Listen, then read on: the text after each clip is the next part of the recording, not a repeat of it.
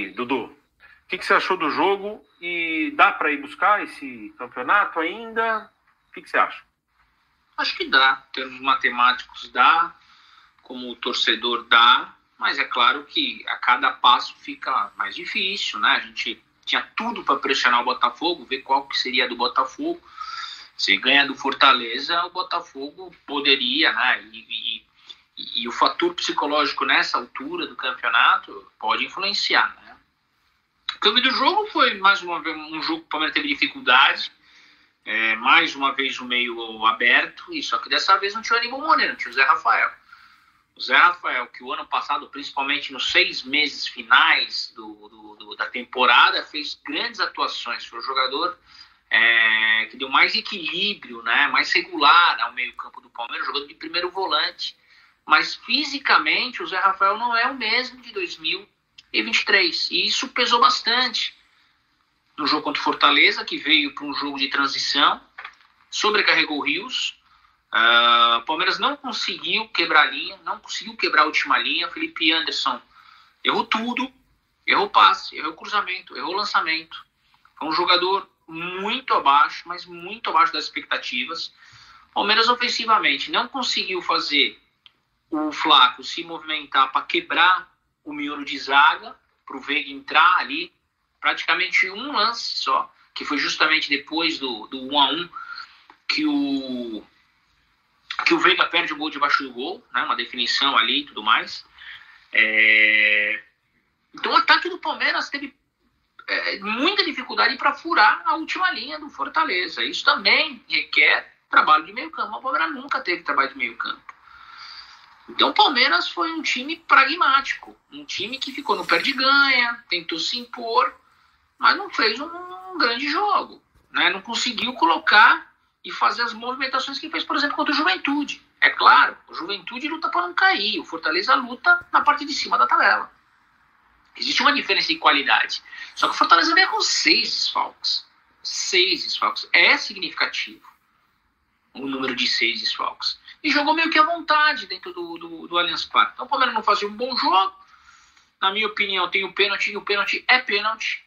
Não tem discussão. Existe uma carga nas costas do Flaco Lopes, na minha opinião. É pênalti.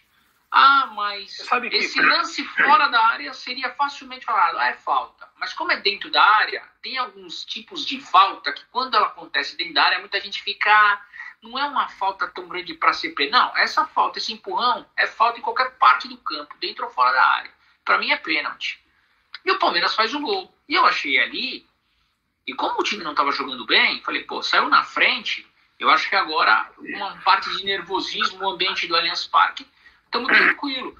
E aí acontece mais uma vez aquilo que aconteceu lá em Caxias, que eu pensei que fosse bem exclusivo para a forma com que o Palmeiras jogou em Caxias, que foi o quê? A segunda bola do Palmeiras defensivo. O Palmeiras não ganha a segunda bola. E tem um escanteio. Quer dizer, o Palmeiras nos últimos 2 jogos tomou 5 gols. 3 foram de rebote de escanteio. Então a segunda bola não está funcionando. E aí de novo tem um 1-1, de novo um clima pesado. O Palmeiras só consegue chegar lá com o Veiga, né? Infelizmente, uma infelicidade ali do Veiga. Não dá pra falar que perdeu um gol, uma infelicidade. O segundo tempo começou igual. Começou igual, né? Não mudou. É a opção do treinador, não muda. Acho que tem que conversar, reposicionar. Continuamos só com uma jogada pela direita, porque a esquerda não funcionava. E aí a gente tem outro pênalti. Pênalti bem marcado, não tem o que discutir. Quantas e quantas vezes já foi marcado pênalti contra o Palmeiras, assim, né? Em semifinais de final de Campeonato Paulista, que nem não se lembra daquele pênalti lá do Marcos Rocha. Pênalti claro, e o Palmeiras faz o 2-1. O que você pensa? Não estamos jogando bem? Mas muitas vezes o Palmeiras não joga bem e ganha, porque é o Palmeiras, é aquele time cascudo e tudo mais. E aí vem um erro, né? Começa com um erro ofensivo. Muita gente fala que o Estevão não precisava ter tocado o Flaco Lopes, que o Flaco Lopes estava impedido. Mas o fato do Flaco Lopes ter ficado impedido significa da demora do Estevão passar. E o Estevão define de pé direito sem ângulo. Já com o goleiro em cima. Sem ângulo não. O goleiro abafando já em cima e tudo mais. E na sequência tem a falta. Muito palmeirense está reclamando, né? Que a bola estava colando. Ok, a bola estava rolando. Mas eu não coloco isso pelo que o Palmeiras jogou. rolando como a responsável pelo Palmeiras ter empatado o jogo. Porque, a falta foi no meio campo. O jogo continua, vem cruzamento.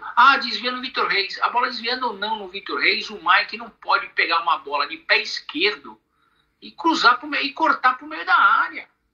Isso você aprende no sub-9, no sub-7. Olha, não pode passar a bola no meio.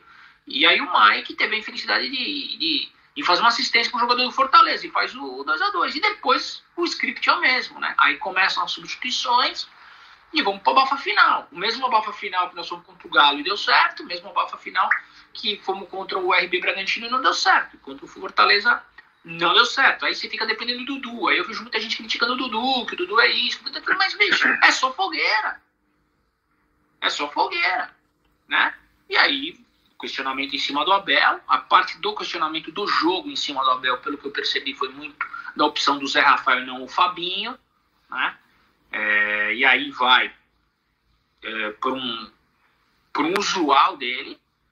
E eu apostava, eu não queria, Dudu, quando me perguntavam, eu falava, eu ia de Fabinho, mas o Abel vai de Zé Rafael. Por quê? Porque o Zé Rafael jogou a última temporada de volante, de primeiro volante. O Zé Rafael jogou algumas partidas em 2024 de primeiro volante. No último jogo contra o Juventude, sai o Aníbal entre o Zé Rafael de primeiro volante. Já tinha tomado o cartão amarelo o Aníbal, quer dizer, o Abel já coloca no próprio jogo que o Aníbal toma um terceiro amarelo, então a suspensão tá concluída. Ele substitui e coloca. Então, assim, todos os indícios eram de... E outra coisa, quantos jogos pedem o Fabinho para iniciar ou pedem para colocar o Fabinho, que precisa ter contenção de meio campo? O Palmeiras estava ganhando o jogo, por exemplo, contra o Vasco, e o cara não coloca, o Abel não coloca. Então, eu não sei qual é o pensamento que o Abel tem com o Fabinho. Isso é uma coisa que alguém tem que perguntar, mas talvez não agora, mas pro final do campeonato, ou quando o campeonato acabar. E eu volto a dizer, para terminar, em outras temporadas, eu estaria até muito surpreso com o futebol apresentado no Palmeiras no último sábado. Mas a temporada de 2024, ela me mostra que eu não posso ficar surpreso com o futebol apresentado. O Palmeiras tem dificuldade de jogar contra o Fortaleza. O ano passado, lá em Fortaleza, foi 2-2. Um jogo horroroso do Palmeiras, mas nós achamos 2 gols e acabamos empatando. No primeiro turno, fomos lá em Fortaleza. Perdemos o jogo de 3-0. E se vocês começarem a perceber pela própria